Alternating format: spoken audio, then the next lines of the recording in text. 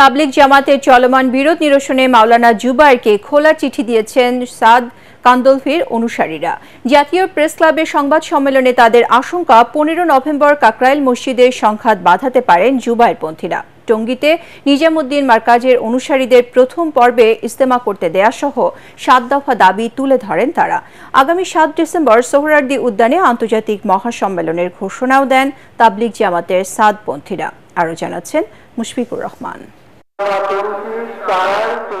সোহরাওয়ার্দী উদ্যানে 5 নভেম্বর সমাবেশে তাবলিগের জুবায়েরপন্থীরা বলেন, বাংলাদেশের ইজতেমা একবারই হবে, দুইবার নয়। টঙ্গীতে ইজতেমার মাঠ ও ঢাকার কাকরাইল মসজিদে তাবলিগ জামাতের দিল্লির মাওলানা সাদপন্থীদের আর ঢুকতে না দেয়ার হুঁশিয়ারিতে তাবলিগের দুই পক্ষের বিরোধ নতুন করে আবারও সামনে আসে।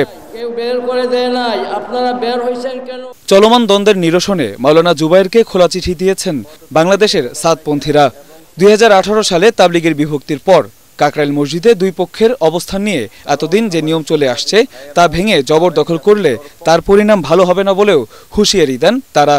কাকরাইল মসজিদ নিজ দখলে রাখার সিদ্ধান্ত নিয়ে দেশকে কঠিন সংঘর্ষের দিকে ঠেলে দিচ্ছে।